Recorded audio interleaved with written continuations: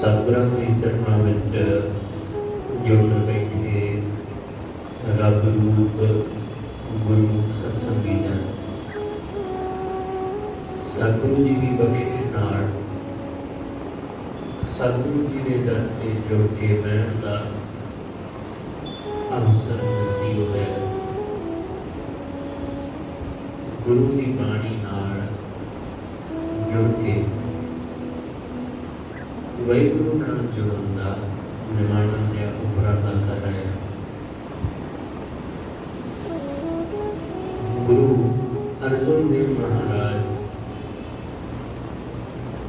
ਰਹਿਮਤ ਕਰਦੇ ਹਨ, ਸੋਝੀ ਦਿੰਦਿਆਂ ਹੋਇਆਂ ਸਾਨੂੰ ਸਮਝਾਉਂਦੇ ਨੇ।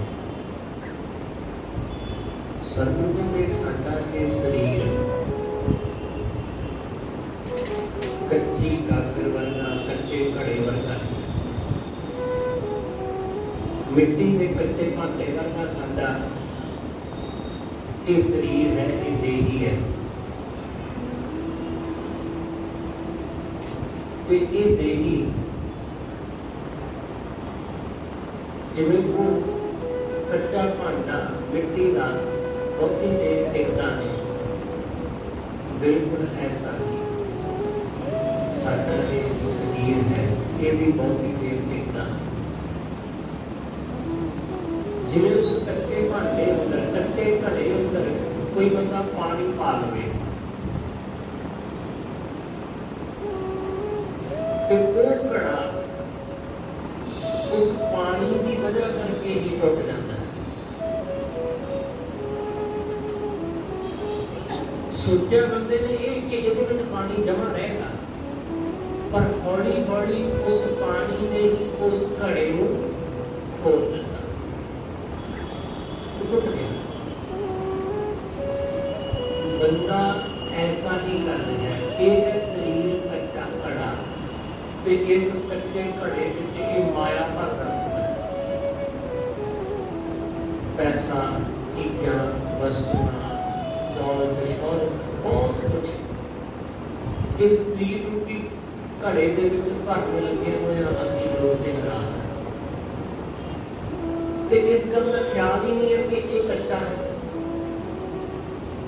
ਸਤਿਗੁਰੂ ਨੇ ਕਾਚ ਗਗਰੀਆ ਅੰਗ ਮਜਲੀਆ, ਕੱਚਾ ਘੜਾ ਤੇ ਅੰਗ ਮਤਲਬ ਪਾਣੀ, ਤੇ ਪਾਣੀ ਦੇ ਵਿੱਚ ਚਾਹੇ ਕੱਚਾ ਘੜਾ ਪਾਣੀ ਦੇ ਵਿੱਚ ਹੋਵੇ ਤੇ ਚਾਹੇ ਪਾਣੀ ਘੜੇ ਦੇ ਵਿੱਚ ਹੋਵੇ, ਦੋਨਾਂ ਹਾਲਤਾਂ ਵਿੱਚ ਉਸ ਨੇ ਵਿਕਸਣਾ ਨਹੀਂ, ਉਹਨੇ ਖਤਮ ਹੋਣਾ। ਚਾਹੇ ਅਸੀਂ ਲੋਕ ਮਾਇਆ ਦੇ ਵਿੱਚ ਵਿਚਰਦੇ ਹੋਈਏ ਤੇ ਚਾਹੇ ਮਾਇਆ ਸਾਡੇ ਦਿਲ ਦਿਮਾਗ ਵਿੱਚ ਵਿਚਰਦੀ ਹੋਵੇ, ਦੋਨਾਂ ਹਾਲਤਾਂ ਵਿੱਚ ਇਸ ਸਰੀਰ ਨੇ ਤਾਂ ਟੁੱਟਣਾ ਹੀ ਹੈ।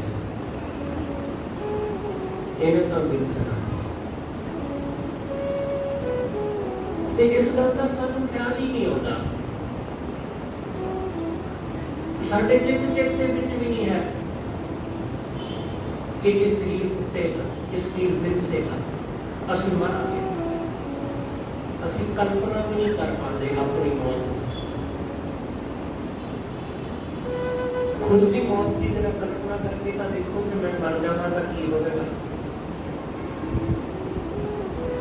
ਹਾਂ, ਕਿਸੇ ਹੋਰ ਦੇ ਮਰਨ ਦੀ ਕਲਪਨਾ ਅਸੀਂ ਕਰ ਲੈਂਦੇ ਹਾਂ। ਕਈ ਵਾਰੀ ਸਾਡੇ ਬੈਠਿਆਂ ਬੈਠਿਆਂ ਦਿਮਾਗ ਵਿੱਚ ਐਸੀਆਂ ਗੱਲਾਂ ਚੱਲਣ ਲੱਗ ਪੈਂਦੀਆਂ, ਪਰ ਆਪਣੀ ਕਲਪਨਾ ਨਹੀਂ ਸਾਡੇ ਮਨ ਵਿੱਚ ਆਉਂਦੀ ਕਦੇ ਕਿ ਮੈਂ ਮਰ ਜਾਵਾਂਗਾ। ਹਮੇਸ਼ਾ ਜਦੋਂ ਵੀ ਵਿਚਾਰ ਆਏਗਾ ਸਾਡੇ ਮਨ ਵਿੱਚ ਕਿਸੇ ਹੋਰ ਦੇ ਮਰਨ ਦਾ ਆਵੇਗਾ, ਕਿਸੇ ਹੋਰ ਦੀ ਮੌਤ ਦਾ ਖਿਆਲ ਆਏਗਾ, ਆਪਣੀ ਮੌਤ ਦਾ ਖਿਆਲ ਕਦੇ ਵੀ ਨਹੀਂ ਆਉਂਦਾ ਸਾਨੂੰ, ਕਿਉਂਕਿ ਖੁਦ ਨੂੰ ਮਨ ਨੂੰ ਕਦੇ ਲੱਗਦਾ ਹੀ ਨਹੀਂ ਕਿ ਮੈਂ ਮਰਾਂਗਾ। ਕਿਉਂਕਿ ਜਦੋਂ ਵੀ ਦੇਖਿਆ ਦੂਸਰਿਆਂ ਨੂੰ ਮਰਦਿਆਂ ਦੇਖਿਆ, ਦੂਸਰਿਆਂ ਦੇ ਸ਼ਮਸ਼ਾਨ, ਦੂਸਰਿਆਂ ਦੇ ਸੰਸਕਾਰ ਤੇ ਸ਼ਮਸ਼ਾਨ ਵਿੱਚ ਗਏ, ਦੂਸਰਿਆਂ ਦੀ ਅਰਥੀ ਨੂੰ ਮੋਢਾ ਦਿੱਤਾ ਹੈ, ਦੂਸਰਿਆਂ ਨੂੰ ਦੇਖਿਆ ਹੈ ਰੱਬ ਨੂੰ ਲੱਗਦਿਆਂ, ਆਪਣਾ ਤੇ ਕਦੇ ਖਿਆਲ ਹੀ ਨਹੀਂ ਆਇਆ। ਇਸ ਲਈ ਜਦੋਂ ਅਸੀਂ ਕਹਿੰਦੇ ਹਾਂ ਨਾ ਕਿ ਇੱਥੇ ਕਿਸੇ ਨੇ ਨਹੀਂ ਰਹਿਣਾ, ਤਾਂ ਉਸ ਕਿਸੇ ਨੇ ਨਹੀਂ ਰਹਿਣਾ ਦੇ ਵਿੱਚ ਅਸੀਂ ਆਪਣੇ ਆਪ ਨੂੰ ਕਦੇ ਪੂਰੀ ਨਹੀਂ ਕੀਤਾ। ਅਸੀਂ ਉਹਦੇ ਵਿੱਚ ਖੁਦ ਨੂੰ ਕਦੇ ਸ਼ਾਮਲ ਹੀ ਨਹੀਂ ਕਰਿਆ। ਜਿਸ ਦਿਨ ਅਸੀਂ ਖੁਦ ਨੂੰ ਸ਼ਾਮਲ ਕਰ ਲੈਂਦੇ ਹਾਂ ਕਿ ਕਿਸੇ ਨੇ ਨਹੀਂ ਰਹਿਣਾ, ਮਤਲਬ ਮੈਂ ਵੀ ਨਹੀਂ ਰਹਿਣਾ, ਜਿਸ ਦਿਨ ਅਸੀਂ ਖੁਦ ਨੂੰ ਸ਼ਾਮਲ ਕਰ ਲੈਂਦੇ ਹਾਂ, ਉਸ ਦਿਨ ਅਸੀਂ ਜਾਗਰਤ ਹੋਣ ਵਾਲੇ ਪਾਸੇ ਤੁਰਦੇ ਹਾਂ। ਉਸ ਦਿਨ ਜਾਗਰਤੀ ਆਉਂਦੀ ਸਾਡੇ ਅੰਦਰ, ਉਸ ਦਿਨ ਸਾਨੂੰ ਹੋਸ਼ ਆਉਂਦਾ ਹੈ। ਮਾਇਆ ਦੀ ਬੇਹੋਸ਼ੀ ਐਸੀ ਹੈ ਕਿ ਜਦੋਂ ਵੀ ਤੁਸੀਂ ਜਾਗਣ ਦਾ ਆਹਰ ਕਰੋਗੇ, ਜਦੋਂ ਵੀ ਮਨ ਜਾਗਣ ਲੱਗਦਾ ਹੈ ਤਾਂ ਮਨ ਦੇ ਵਿੱਚ ਕੋਈ ਨਾ ਕੋਈ ਫੁਰਨਾ ਆ ਜਾਂਦਾ, ਉਦੋਂ ਜਾਗਣੇ ਨਹੀਂ। ਜਦੋਂ ਵੀ ਤੁਸੀਂ ਬਾਣੀ ਪੜ੍ਹਦੇ ਹੋ, ਸਿਮਰਨ ਕਰਦੇ ਹੋ, ਤੁਹਾਨੂੰ ਕੋਈ ਨਾ ਕੋਈ ਖਿਆਲ, ਕੋਈ ਨਾ ਕੋਈ ਵਿਚਾਰ ਫੜ ਲੈਂਦਾ ਹੈ, ਪਤਾ ਹੀ ਨਹੀਂ ਚੱਲਦਾ ਸਾਨੂੰ ਭੁੱਲ ਹੀ ਜਾਂਦਾ ਹੈ ਕਿ ਅਸੀਂ ਬਾਣੀ ਪੜ੍ਹ ਰਹੇ ਹਾਂ, ਸਾਨੂੰ ਭੁੱਲ ਹੀ ਜਾਂਦਾ ਹੈ ਅਸੀਂ ਸਿਮਰਨ ਕਰ ਰਹੇ ਹਾਂ, ਸਾਨੂੰ ਚੇਤਾ ਹੀ ਭੁੱਲ ਜਾਂਦਾ ਅਸੀਂ ਗੁਰਦੁਆਰੇ ਬੈਠੇ ਹਾਂ। ਸਾਨੂੰ ਉਸ ਖਿਆਲ ਨੇ ਇੰਨਾ ਗਹਿਰਾ ਪਕੜ ਲਿਆ, ਅਸੀਂ ਸਭ ਭੁੱਲ ਗਏ। ਤੁਸੀਂ ਬਹੁਤ ਵਾਰੀ ਦੇਖਿਆ ਹੋਵੇਗਾ ਕਿ ਜਦੋਂ ਲੋਕ ਫਿਲਮ ਦੇਖਣ ਜਾਂਦੇ ਨੇ ਕਿਸੇ ਸਿਨੇਮੇ ਵਿੱਚ, ਕਿਸੇ PVR ਵਿੱਚ, ਜਦੋਂ ਸਿਨੇਮੇ ਵਿੱਚ ਫਿਲਮ ਦੇਖਣ ਜਾਂਦੇ ਨੇ ਤਾਂ ਉਹ ਵੱਡੀ ਸਕਰੀਨ ਨੂੰ ਦੇਖ ਕੇ ਉਹ ਸਭ ਭੁੱਲ ਜਾਂਦੇ ਨੇ, ਕੋਈ ਖਿਆਲ ਨਹੀਂ ਆਉਂਦਾ, ਕੋਈ ਵਿਚਾਰ ਨਹੀਂ ਆਉਂਦਾ, ਬਸ ਸਿਰਫ ਜੋ ਸਾਹਮਣੇ ਤਸਵੀਰ ਨਜ਼ਰ ਆਉਂਦੀ ਹੈ ਉਹਦੇ ਵਿੱਚ ਹੀ ਬੰਦਾ ਖੁੱਲ ਜਾਂਦਾ। ਕੋਈ ਨਹੀਂ ਉਹਨੂੰ ਖਿਆਲ ਆਉਂਦਾ, ਪਤਾ ਹੀ ਨਹੀਂ ਚੱਲਦਾ ਕੁਛ, ਨਾ ਕੋਈ ਵਿਚਾਰ ਉੱਠਦਾ, ਨਾ ਚੰਗਾ ਨਾ ਮੰਦਾ, ਕੁਛ ਨਹੀਂ। ਬੰਦਾ ਆਪਣੇ ਆਪ ਨੂੰ ਉਸ ਫਿਲਮ ਦੇ ਵਿੱਚ ਇੰਨਾ ਜ਼ਿਆਦਾ ਉਹਦੇ ਵਿੱਚ ਜੋੜ ਲੈਂਦਾ ਹੈ ਕਿ ਉਹਨੂੰ ਇੰਝ ਲੱਗਣ ਲੱਗ ਜਾਂਦਾ ਹੈ ਕਿ ਜਿਵੇਂ ਉਸ ਫਿਲਮ ਦਾ ਹੀਰੋ ਉਹ ਖੁਦ ਹੋਵੇ। ਉਹ ਆਪਣੇ ਆਪ ਨੂੰ ਸਮਝ ਲੈਂਦਾ ਕਿ ਮੇਰੀ ਹੀ ਚੱਲ ਰਹੀ ਸਟੋਰੀ, ਮੇਰੀ ਕਹਾਣੀ ਚੱਲ ਰਹੀ, ਉਹ ਖੁਦ ਨੂੰ ਸਮਝ ਲੈਂਦਾ, ਜਦ ਕਿ ਹੈ ਐਸਾ ਕੁਛ ਵੀ ਨਹੀਂ। ਉੱਥੇ ਬੈਠਿਆ ਬੰਦੇ ਦਾ ਮਨ ਕਿਸੇ ਪਾਸੇ ਨਹੀਂ ਜਾਂਦਾ, ਨਾ ਇੱਧਰ ਉੱਧਰ ਕਿਸੇ ਪਾਸੇ ਨਹੀਂ, ਕਿਉਂਕਿ ਜੇ ਮਨ ਵਿੱਚ ਖਿਆਲ ਪੈਦਾ ਹੋਣਗੇ, ਵਿਚਾਰ ਉੱਠਣਗੇ ਹੋਰ ਪਾਸੇ ਦੇ, ਤਾਂ ਫਿਰ ਉਸ ਚੀਜ਼ ਨੂੰ ਦੇਖ ਹੀ ਨਹੀਂ ਸਕੋਗੇ। ਇਸ ਲਈ ਇਸ ਗੱਲ ਨੂੰ ਹੋਰ ਸਮਝੋ ਕਿ ਉੱਥੇ ਸਿਰਫ ਸਕਰੀਨ ਦਿਖਾਈ ਦਿੰਦੀ ਹੈ, ਤੁਹਾਡੇ ਨੇੜੇ ਬੈਠੇ ਲੋਕ, ਤੁਹਾਡੀ ਨਾਲ ਦੀ ਕੁਰਸੀ ਤੇ ਬੈਠਾ ਬੰਦਾ ਨਹੀਂ ਮਿਲਦਾ, ਕਿਉਂਕਿ ਹਨੇਰਾ ਹੀ ਨਾ ਜ਼ਿਆਦਾ, ਉੱਥੇ ਸਿਰਫ ਸਕਰੀਨ ਦਿਸਦੀ। ਬਸ ਆਹੀ ਇੱਕ ਗੱਲ ਪਕੜ ਕਿ ਜਦੋਂ ਬੰਦੇ ਨੂੰ ਪੂਰਾ ਹੋਸ਼ ਹੁੰਦਾ ਹੈ ਤਾਂ ਉਹਦੀ ਨਿਗਾਹ ਸਾਰੇ ਪਾਸੇ ਹੁੰਦੀ, ਉਹਨੂੰ ਸਭ ਕੁਝ ਨਜ਼ਰ ਆਉਂਦਾ ਹੈ। ਜਦੋਂ ਅਸੀਂ ਬੇਹੋਸ਼ ਹੁੰਦੇ ਹਾਂ ਤਾਂ ਸਿਰਫ ਇੱਕ ਚੀਜ਼ ਦਿਸਦੀ ਹੈ, ਆਪਣੇ ਆਲੇ ਦੁਆਲੇ ਨੂੰ ਕੁਝ ਨਹੀਂ ਦਿਸਦਾ।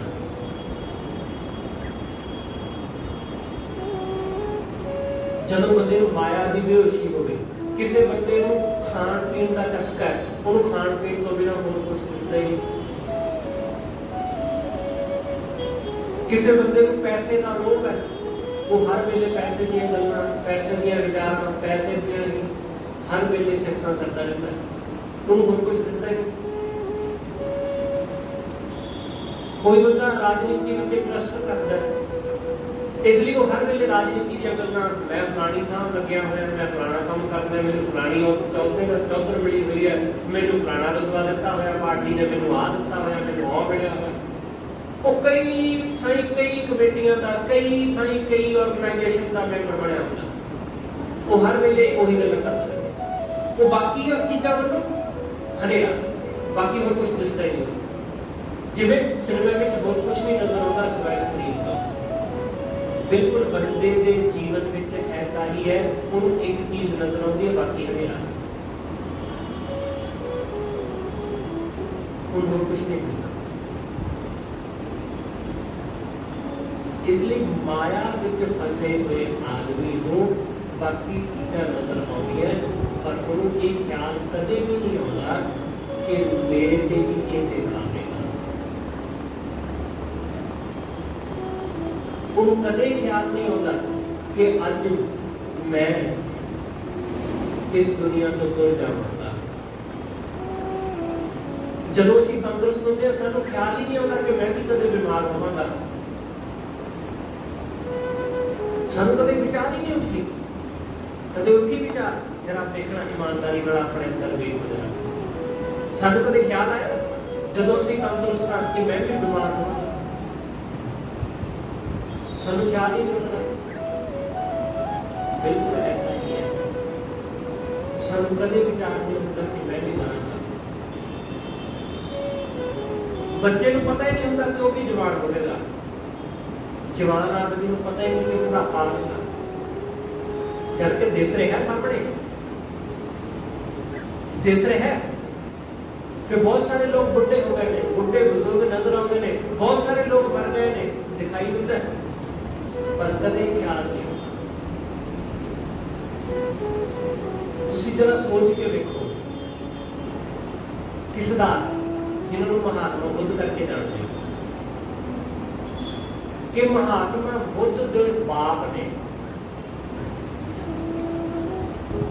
उन्हें सारा बंदोबस्त किया कि मेरे पुत्र को कदे कोई बुढ़ा बंदा ना दिखाई दे, मेरे पुत्र को कदे कोई ऐसी चीज ना नजर आवे जिहड़ी चीज नाल उहदे अंदर धर्म की खिंच जाग पवे, धर्म की खिंच पैदा होवे। वो तो सिर्फ एक कहानी है। जदों महात्मा बुद्ध पैदा हुए तो जोशी ने कहा कि तुहाडा पुत्र जां तो कोई बहुत बड़ा चक्रवर्ती राजा बनेगा जां बहुत बड़ा साधु। राजे ने कहा राजा बने तो चंगी गल है, पर साधु नहीं बनना चाहिए, क्योंकि इको एक मेरा ये पुत्र है, जे ये भी फकीर हो गया, साधु हो गया, तो मेरा राज का कौन साधु। इसलिए धर्म वाले पासे ना जावे, होर जो मर्जी कर ले, होर जो मर्जी कर ले, पर धर्म वाले पासे नहीं जाना चाहिए। तो जोशी ने पूछा उस जेड़े बंदे ने ये कहा कि तुहाडे पुत्र ने फकीर बनना है या राजा बनना है, कि इसदा हल की है कि ये धर्म वाले पासे ना जावे। तो उसने कहा है तो बड़ा मुश्किल है, पर जे तुसीं कर लवो तां हो सकता है कि ये कदे धर्म वाले पासे ना जाए।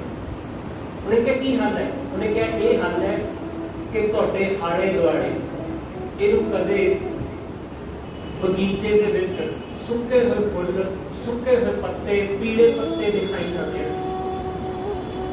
इहनूं हमेशा खिड़खड़ाउंदे फुੱਲ दसणे चाहीदे ने, इनू हमेशा हरियावल दिसनी चाहिए, सूखा नहीं दिसना चाहिए। दरख्तों के पत्ते पीले हो के डिगण उस तो पहले तोड़ देते हैं। कर लोगे काम? राजे ने कहा करना था। अगली गल, इस कोई भी बीमार बंदा ना कदे दिखाई देवे, इनू कोई बीमार आदमी नजर ना आवे। जिस दिन इनू कोई बीमार आदमी नजर आया उस दिन ये धर्म वाले पासे को बोल रहेगा।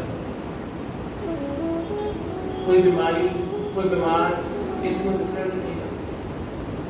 तीसरी गल, इसको कोई बुढ़ा आदमी जिहदे कुब पिया होवे, झूरियां पईयां होण, लड़खड़ा के बड़ी मुश्किल नाल खुंडी दे आसरे चलदा होवे, लकड़ी दे आसरे, ऐसा बंदा इहनूं कदे दिखाई ना देवे।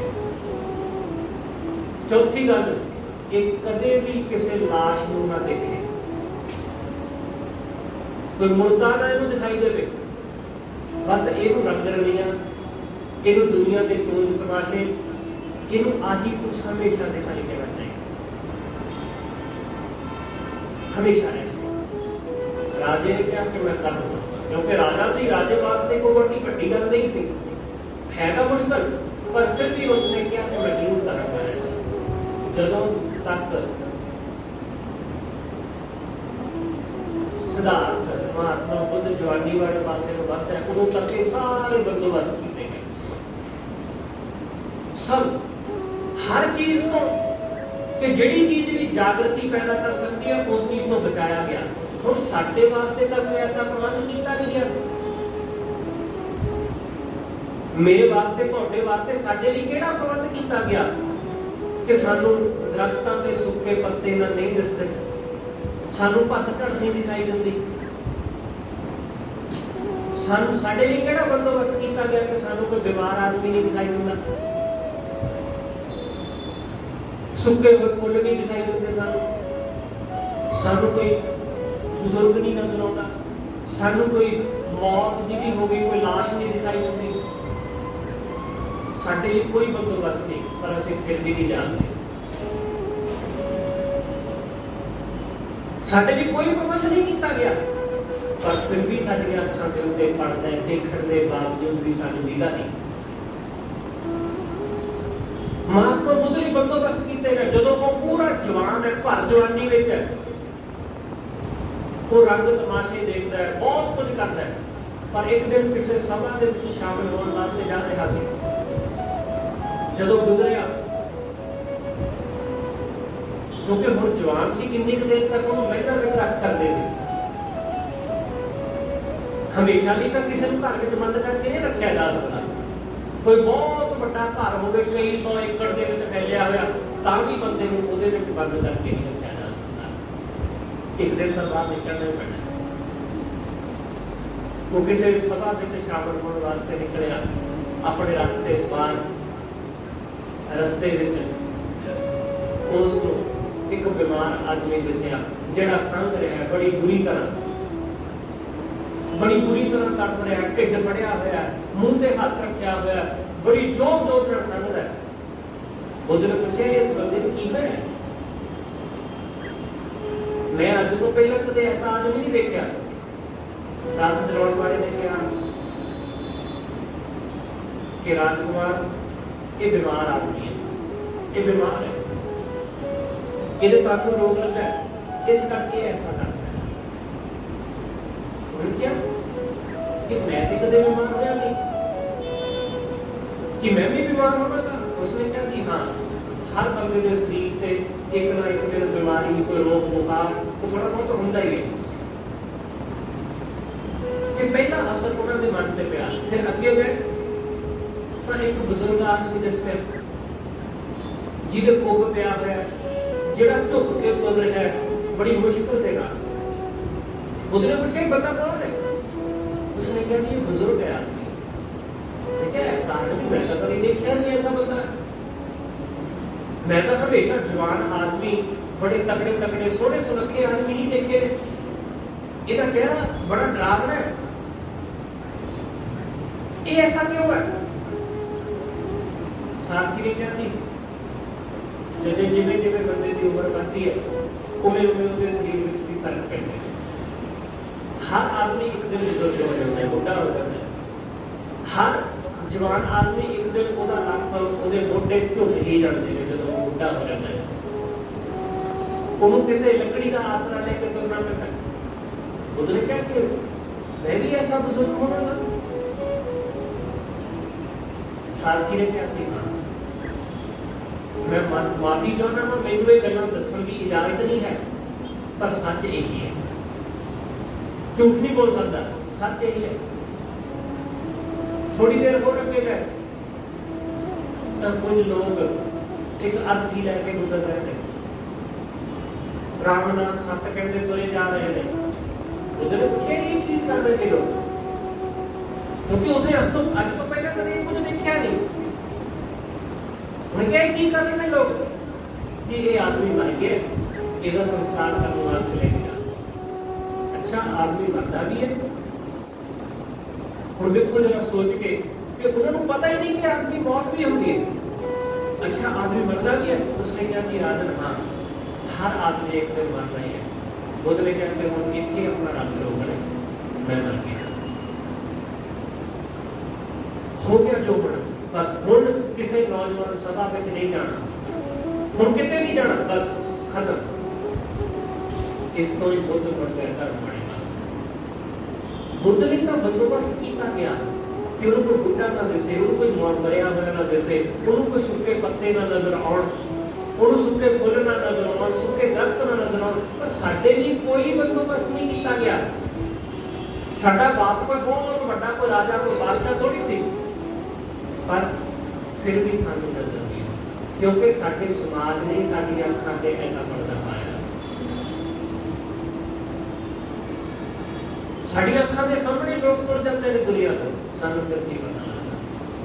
साडे हत्थां विच कोई साडे घर दा जी तुर जाता है इस दुनिया तो, सानू फिर भी समझ नहीं आती। बहुत बार ऐसे बीमार हुए, बहुत बुजुर्ग आदमियों को देखा है, ऐसे बहुत सारे बंदियां को तुसीं देखा होगा जिहड़े कई महीनों तो कई सालों तो मंजियां ते पए ने अपने घर विच। पर असीं सब कुछ देखण दे जानण दे बावजूद भी कदे समझदे, असीं समझदे कि दूसरे ही मरदे। सतगुरु कहंदे अपनी देही का इहनूं कोई पता नहीं लगदा, अपनी देही का कोई भरोसा नहीं।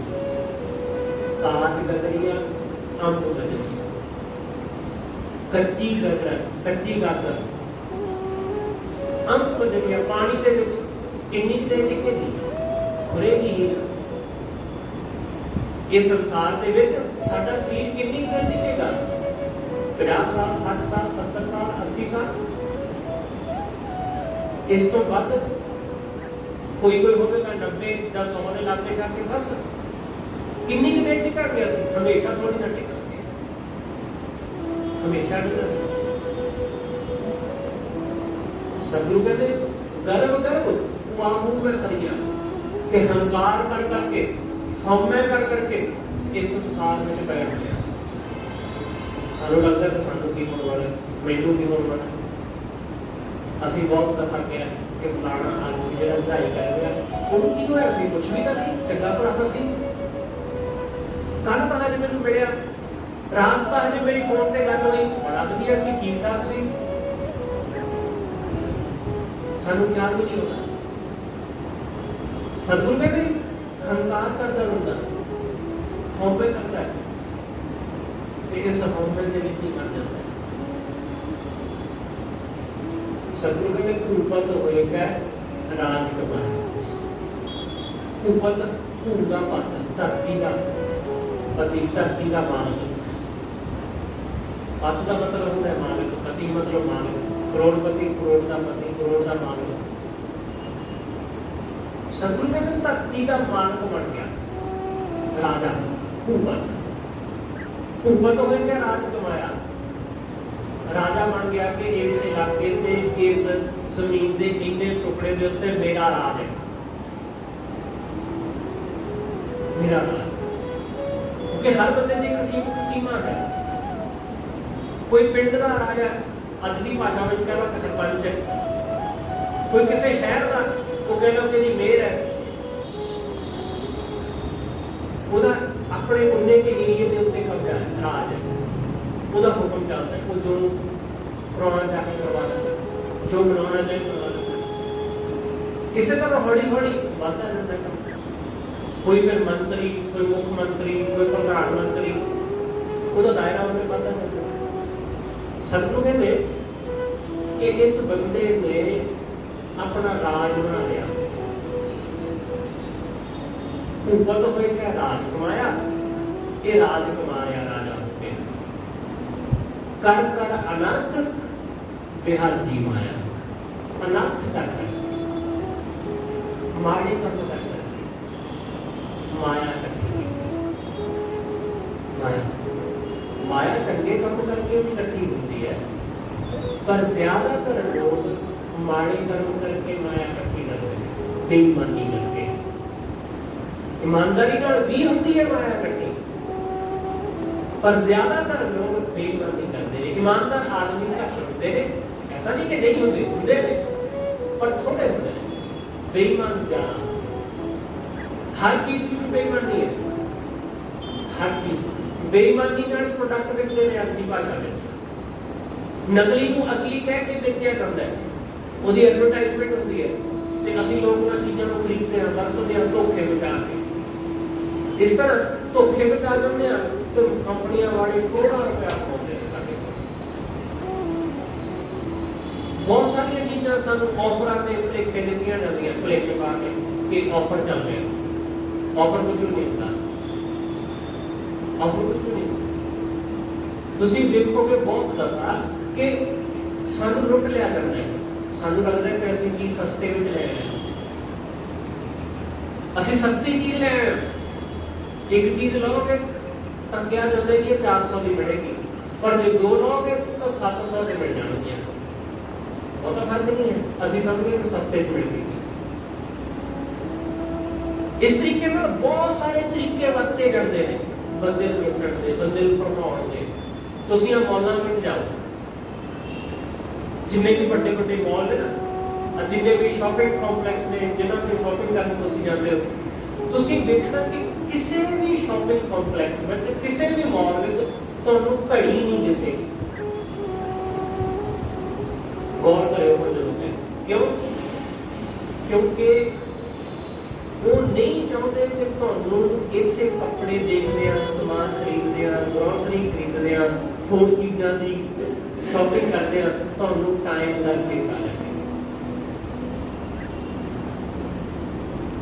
ਇਸ ਲਈ ਕਦੇ ਘੜੀ ਨਹੀਂ ਹੁੰਦੀ ਕਿਸੇ ਵੀ ਸ਼ਾਪਿੰਗ ਕੰਪਲੈਕਸ ਵਿੱਚ। ਇਸ ਲਈ ਆਦਮੀ ਜਾਂਦਾ ਤਾਂ ਹੈ ਥੋੜਾ ਜਿਹਾ ਸਮਾਨ, ਉਹ ਕਹਿੰਦੇ ਮੈਂ ਅੱਧੇ ਘੰਟੇ ਤੋਂ ਆਉਣਾ, ਪਰ 2-3 ਘੰਟੇ ਲੱਗ ਜਾਂਦੇ ਨੇ ਉੱਥੋਂ ਸਮਾਨ ਲੈ ਕੇ ਆਉਣ।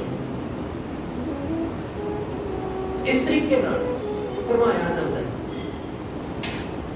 ਸਤਿਗੁਰੂ ਕਹਿੰਦੇ ਅਨਰਥ ਕਰ ਕਰਕੇ, ਇਹ ਇਮਾਨਦਾਰੀ ਨਾਲ ਨਹੀਂ, ਤਰੀਕੇ ਵਰਤੇ ਜਾਂਦੇ ਨੇ ਜਿਨ੍ਹਾਂ ਦੇ ਨਾਲ ਬੰਦਾ ਸਮਾਨ ਖਰੀਦ ਕੇ ਲੈ ਆਵੇ। ਸ਼ਾਪਿੰਗ ਕੰਪਲੈਕਸਾਂ ਦੇ ਵਿੱਚੋਂ ਬੰਦਾ ਉਹ ਚੀਜ਼ਾਂ ਖਰੀਦ ਕੇ ਲੈ ਆਉਂਦਾ ਜਿਹਨਾਂ ਦੀ ਉਹਨੂੰ ਜ਼ਰੂਰਤ ਵੀ ਨਹੀਂ ਹੁੰਦੀ,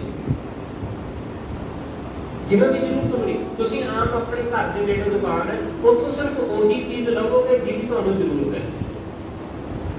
ਜਿਹਦੀ ਜ਼ਰੂਰਤ ਨਹੀਂ ਹੈ, ਗੈਰ ਜ਼ਰੂਰੀ ਚੀਜ਼ ਤੁਸੀਂ ਨਹੀਂ ਲਵੋਗੇ। ਪਰ ਕਿਸੇ ਮਾਲ ਵਿੱਚ ਜਾਓਗੇ ਤਾਂ ਤੁਸੀਂ ਬਹੁਤ ਕੁਝ ਖਰੀਦ ਕੇ ਲੈ ਆਓਗੇ। ਇੰਝ ਲੱਗਦਾ ਕਿ ਜਿਵੇਂ ਸਾਰੀਆਂ ਚੀਜ਼ਾਂ ਬਹੁਤ ਜ਼ਰੂਰੀ ਨੇ। ਸਾਨੂੰ ਦੱਸਿਆ ਜਾਂਦਾ ਹੈ ਕਿ ਚੀਜ਼ਾਂ ਜ਼ਰੂਰੀ ਨੇ, ਅਸੀਂ ਮੰਨ ਲੈਂਦੇ ਹਾਂ।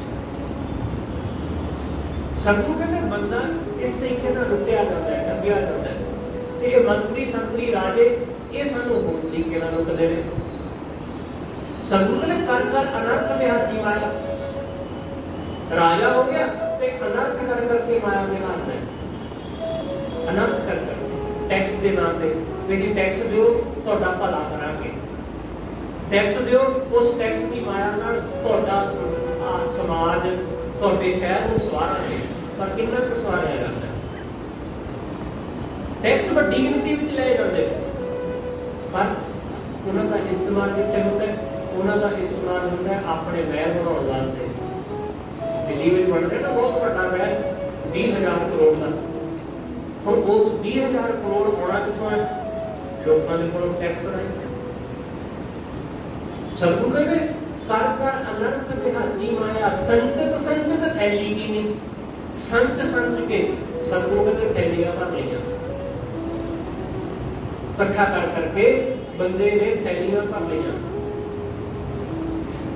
ਇਕੱਠਾ ਕੀਤਾ ਬਹੁਤ ਧਨ ਕਿ ਜੋੜ ਲਿਆ ਕਿ ਜੀ ਹਾਂ ਇਹ ਫਲਾਣੇ ਮੰਤਰੀ ਦੇ ਨਾਮ ਉੱਤੇ ਫੰਡ ਜੋੜ ਲਿਆ, ਕਿਸੇ ਕੋਰੋਨਾ ਬਿਮਾਰੀ ਦੇ ਨਾਮ ਉੱਪਰ ਫੰਡ ਜੋੜ ਲਿਆ। ਜੇ ਕੋਈ ਬੰਦਾ ਪੁੱਛੇ ਕਿ ਜੀ ਹਾਂ ਇਹਦਾ ਹਿਸਾਬ ਕਰ ਦਿਓ, ਤਾਂ ਫਿਰ ਅੱਗੋਂ ਕਹਿ ਦਿੱਤਾ ਜਾਂਦਾ ਜੀ ਇਹ ਲੋਕਾਂ ਵੱਲੋਂ ਦਾਨ ਕੀਤੀ ਮਾਇਆ, ਇਹਦਾ ਹਿਸਾਬ ਕਰ ਨਹੀਂ ਦਿੱਤਾ ਜਾਂਦਾ। ਜਿਵੇਂ ਕਿਹਾ ਨਾ ਪਿੱਛੇ ਜੇ ਪ੍ਰਧਾਨ ਉਹਨਾਂ ਦੇ ਬੰਦਿਆਂ ਨੇ ਕਿ ਇਹਦਾ ਹਿਸਾਬ ਕਰ ਨਹੀਂ ਦਿੱਤਾ ਜਾ ਸਕਦਾ। ਕਿਉਂ? ਕਿਉਂਕਿ ਇਹ ਲੋਕਾਂ ਦੇ ਦਾਨ ਕੀਤੀ ਮਾਇਆ। ਹੁਣ ਉਹ ਕਿੱਥੇ ਗਈ ਕਿਸੇ ਨੂੰ ਨਹੀਂ ਪਤਾ। ਸਤਿਗੁਰੂ ਕਹਿੰਦੇ ਸੰਚਤ ਥੈਲੀ ਕਿੰਨੀ, ਪਰ ਜਦੋਂ ਬੰਦਾ ਇਸ ਦੁਨੀਆ ਤੋਂ ਜੁੜਦਾ ਪ੍ਰਭੂ ਉਸ ਦੇ ਨਾਲ ਅਵਰ ਪਾਉਂਦੇ ਨੇ। ਪ੍ਰਭੂ ਨੇ ਉਸ ਬੰਦੇ ਕੋਲੋਂ ਲੈ ਕੇ ਕਿਸੇ ਹੋਰ ਨੂੰ ਦੇ ਦਿੱਤੀ। ਇਦਾਂ ਹੀ ਹੈ ਕਿ ਬਾਪ ਨੇ ਬੜੀ ਮਿਹਨਤ ਕੀਤੀ, ਬੜਾ ਕੁਝ ਕਮਾਇਆ, ਬਹੁਤ ਮਿਹਨਤ ਕੀਤੀ, ਪਰ ਸਭ ਕੁਝ ਛੱਡ ਗਿਆ ਤੇ ਉਹ ਮਾਇਆ ਹੁਣ ਉਹਦੇ ਬੱਚਿਆਂ ਨੂੰ ਮਿਲ ਗਈ, ਉਹਦੇ ਪਰਿਵਾਰ ਨੂੰ, ਉਹਦੇ ਭਰਾਵਾਂ ਨੂੰ, ਭੈਣਾਂ ਨੂੰ, ਜਾਂ ਉਹਦੇ ਬੱਚਿਆਂ ਨੂੰ, ਪੁੱਤਰਾਂ ਧੀਆਂ ਨੂੰ ਮਿਲ ਗਈ। ਸਤਿਗੁਰੂ ਕਹਿੰਦੇ ਐਸਾ ਹੀ ਹੈ ਕਿ ਪ੍ਰਭੂ ਉਸ ਬੰਦੇ ਕੋਲੋਂ ਲੈ ਕੇ ਕਿਸੇ ਹੋਰ ਨੂੰ ਦੇ ਦਿੰਦਾ। ਪਹਿਲਾਂ ਉਹਦਾ ਮਾਲਕ ਕੋਈ ਹੋਰ ਸੀ, ਹੁਣ ਪਰਮੇਸ਼ਰ ਨੇ ਕਿਸੇ ਹੋਰ ਨੂੰ ਬਣਾ ਦਿੱਤਾ। ਪਹਿਲਾਂ ਉਸ ਮੰਤਰੀ ਪਦ ਤੇ ਕੋਈ ਹੋਰ ਬੈਠਾ ਸੀ, ਹੁਣ ਕਿਸੇ ਹੋਰ ਨੂੰ ਬਿਠਾ ਦਿੱਤਾ। परमेश्वर ऐसा ही करता है। प्रभु उसके नार अगर को दिन्नी काज बदलिया अम बदलिया गर्भ गर्भ को आगू में कर दिया। सतगुरु कहते कच्ची देवी है, ये कच्ची गागर है शरीर, ते बंदा इस कच्ची गागर का, इस कच्चे शरीर का इनकार करता है, होमड़ करता है। निर्भय होयो भया नहीं होगा। सतगुरु कहते बंदे के मन में कोई डर ही नहीं है, कोई डर नहीं है मन में। निहंकार, निहंकार मतलब निसंग होया करता है, कोई झिझक नहीं, कोई संग शर्म नहीं। अज के समय में देख रहे हो कि कई संग शर्म करते रहते हो, कुछ खास नहीं, कुछ नहीं। लोग उलझे हुए ने बस माया में, निर्भय हुए, कोई डर ना, अपने बुजुर्गों का डर है, माँ बाप का कोई डर नहीं, किसी किस्म का कोई डर नहीं। निर्भय होयो भया नहीं होगा, चीत ना आयो करता सकता। जेड़ा परमात्मा हर वेले संग है, हर वेले नाल है, वो चित्त विच नहीं होगा। सतगुरु कहते ना चेता ही नहीं, जेड़ा परमेश्वर हर वेले नाल वसदा है, ओदी याद ही नहीं होगी, ओदी याद विसर गई। लश्कर जोड़े किया संभाला, बंदे ने बहुत सारे लश्कर जोड़ लिया, फौज जोड़ ली, फौज जोड़ ली, फौज इकट्ठी कर ली, लश्कर जोड़े किया संभाला, बहुत बड़ा इकट्ठ कर लिया फौजां दा। तुसीं क्या करना कि दुनिया दे विच सब तो वध जे किसी चीज के उत्ते पैसा खर्चिया करना ना सरकारां वल्लों, पूरे दुनिया के सारे देशों का यही हाल है, सब तो वध पैसा हथियारों उत्ते खर्चिया। दुनिया के जिहड़े चोटी के देश ने, उन्होंने अमेरिका, इजराइल, चाइना, साडा देश भारत, ये लोग सब तो वध पैसा हथियार खरीदण के उत्ते खर्चदे। दुनिया के 10 देशों के विचों चौथा तो 5वां स्थान इंडिया का है कि जिथे अरबों रुपया खर्चा करता है हथियार खरीदण के उत्ते, हथियारों के उत्ते। ते उन्होंने नाम की दिता जाता है डिफेंस, सुरक्षा। किस तो सुरक्षा, किधर तो सुरक्षा, किसे तो नहीं। बस लोगों ने उर्दू बनाया जाता है, खतरा है, फलाने देश को खतरा, इनको खतरा, उनको खतरा। तो लोग देशभक्ति के नाम पे ठीक है, देश को हो गया सही। तो एक पासे साडे लोग मंत्री संतरी शांति का सुनेहा देते हैं कि जी शांति बनी रहे, दूजे पासे हथियार खरीदी रहे, दूसरे पासे हथियार खरीद रहे, बड़े बड़े बंब, बड़े बड़िया चीज़ां, बड़े बड़े हवाई जहाज, लड़ाकू जहाज, किस खातर? नाम सुरक्षा, ये सुरक्षा। तो दूसरे पासे संदेश देते हैं कि जी शांति रहे, पीस बने रहे, लोगों में शांति बनी रहे। इस तरीके का शांति नहीं बनी। सतगुरु गुरु अर्जुन देव महाराज कहते, सतगुरु कहते बंदे ने लश्कर जोड़े किया संभाला, बहुत लश्कर जोड़ लिया, बहुत इसमें फौजां इकट्ठियां कर लिया, धन जोड़ लिया, पर निकसिया फूक तो होए गए स्वाह। जब फूक निकल जाती है तो फिर स्वाह हो जाता है। जब साडे अंदरों श्वास निकल जाते हैं तो की होता है? शरीर स्वाह, मिट्टी स्वाह हो गया शरीर। तो ये 70-80 किलो का आदमी एक छोटे ਜਿਹੇ ਕੁੱਜੇ ਵਿੱਚ ਆ ਜਾਂਦਾ ਹੈ, छोटे ਜਿਹੇ ਭਾਂਡੇ ਵਿੱਚ। सतगुरु ने निकसे फूक तो हो गया स्वाह, स्वाह हो गया। ऊंचे मंदिर महल अरगानी, ऊंचे मंदिर, ऊंचा बहुत बड़ा आलीशान घर, महल ते रानी, सुंदर स्त्री, ऊंचे मंदिर महल अरगानी, हस्ती घोड़े जोड़े वन पानी, हाथी घोड़े जोड़े बहुत सारे बना रहे। अज के समय में लोग हाथी घोड़े नहीं जोड़ते, अज के समय में लग्जरी कारां ਜਿਹੜੀਆਂ ਹੁਣ ਚੱਲ ਰਹੀਆਂ ਨੇ ਅੱਜ ਕੱਲ੍ਹ। ਆ BMW ਇਹ ਤਾਂ ਪੁਰਾਣੀਆਂ ਗੱਲਾਂ ਹੋ ਗਈਆਂ, ਹੁਣ ਟੈਸਲਾ, ਰਾਇਲਸ ਰਾਇਲ, ਜਿਨ੍ਹਾਂ ਨੂੰ ਕਿਸੇ ਡਰਾਈਵਰ ਦੀ ਵੀ ਲੋੜ ਨਹੀਂ। ਜਿਹਨਾਂ ਨੂੰ ਡਰਾਈਵਰ ਦੀ ਵੀ ਲੋੜ ਨਹੀਂ, ਤੁਸੀਂ ਪਿੱਛੇ ਬੈਠੋ ਆਰਾਮ ਨਾਲ, ਤੁਸੀਂ ਬੋਲੋ ਕਿ ਮੈਂ ਫਲਾਣੀ ਥਾਂ ਜਾਣਾ, ਗੱਡੀ ਜਾਏਗੀ ਤੁਹਾਨੂੰ ਲੈ ਕੇ। ਹੁਣ ਇਹੋ ਜਿਹੀਆਂ ਚੀਜ਼ਾਂ ਦਾ ਦੌਰ ਆ ਗਿਆ।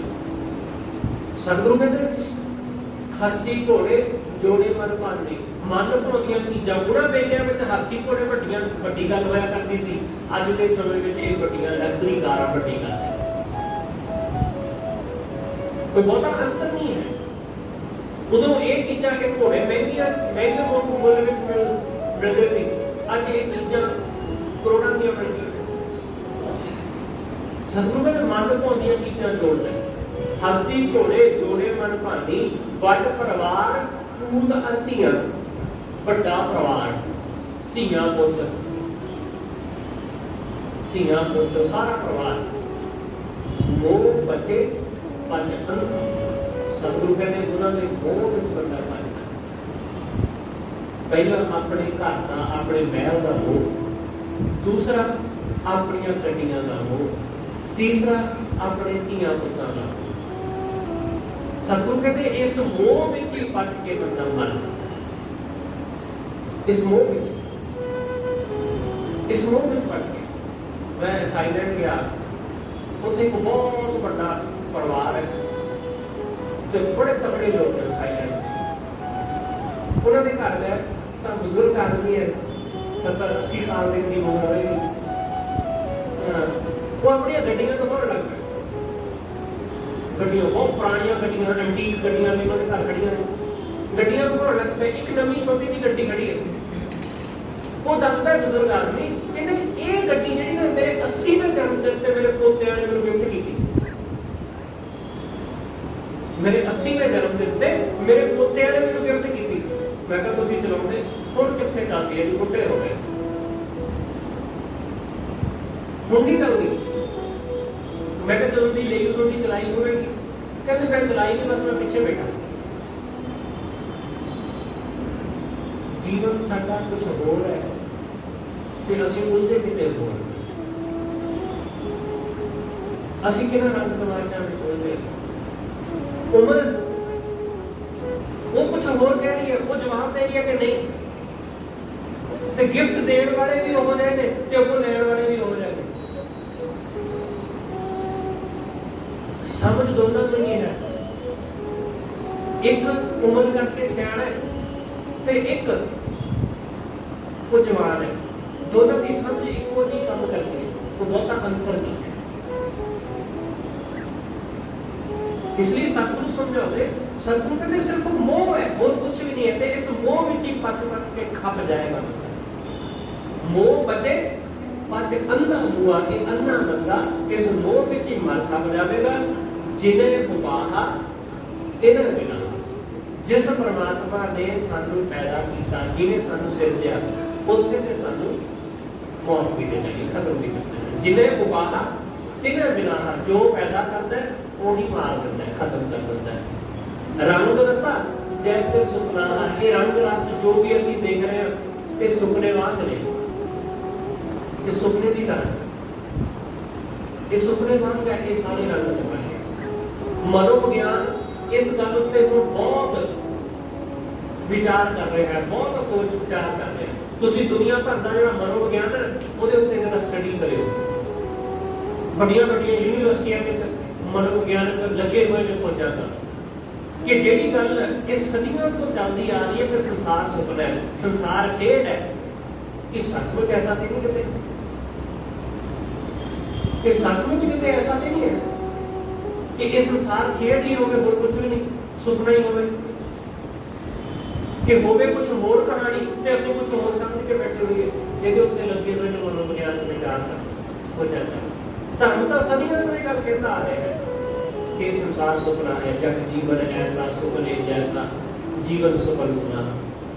सतगुरु कहते रंग रसा जैसे सुपना सोई मुक्ता तिस राजमाल। सतगुरु कहते ओही मुक्त है, ओदा ही राज भाग है।